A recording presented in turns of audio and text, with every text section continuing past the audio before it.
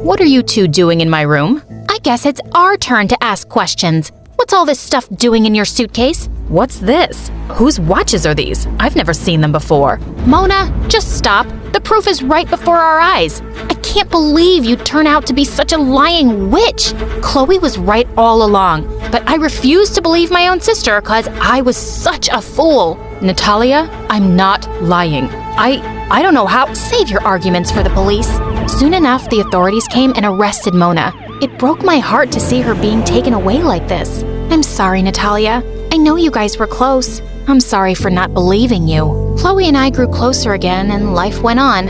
I missed Mona, but I was too mad at her for betraying my trust. 5 months passed and one day, I woke up to the most amazing news ever. Dad was finally out of his coma. Chloe and I ran to the hospital, and seeing him awake and smiling was everything. Dad, we missed you so much. Oh, my angels. I'm sorry you had to go through such a tough time alone. We weren't exactly alone, Dad. Aunt Mona came to our rescue. She did? Really? Wow. She's always loved you both, but after I cut her off, I didn't expect her to come take care of you. She's always loved us? You cut her off? What do you mean? That's when Dad revealed that when we were born, Mona doted on us and was always around even when our mom had no time for us. Chloe, you were such a cranky baby.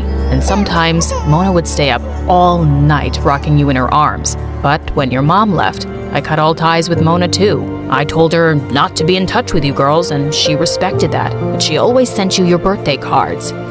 But Dad, Mona stole all your watches and cufflinks. What? Are you sure? I mean, that makes no sense. She runs a successful company in the US and is really rich herself. She's definitely richer than me. That left me stunned. Suddenly, I noticed Chloe's face went white. I told Dad to rest and signaled her to come outside. Chloe, spit it out. Okay, I framed Mona. I paid Dad's manager so that he would call you about the auction, and I also paid a servant to hide all that stuff in Mona's suitcase. What? How could you do that, Chloe? How could you send an innocent woman to jail? Because I hated Mona. The day she walked in and hugged you, I felt myself go crazy with jealousy. With Dad in the hospital, all I had was you. But then she came along and you started loving her more than me. Tell me the truth about the credit cards too. Why did she block them? Because I spent a lot of money. I blew $50,000 and she got an alert on her phone and tracked me down to a club. And she found me smoking with some friends. I can't believe this. No wonder she was so mad at you. You're a horrible person, Chloe. Mona left her life for us, and you got her arrested for a crime she didn't even commit. I told Dad everything, and we rushed to the police station to withdraw our complaint. Mona looked angry to see us, but when I told her the truth and apologized, she started crying and hugged me. Mona, I am so sorry about all of this. If you want to take action against Chloe, I understand. No, I don't. This family has been through enough, and I won't put Chloe through more. I forgive her. Chloe was really ashamed and apologized a lot, but we still had trouble trusting her so soon, and Dad insisted she get into therapy. You need this, Chloe. Your insecurities drove you to do some really crazy things, but just trust that you're not alone and you have a family that loves you. And you're my twin.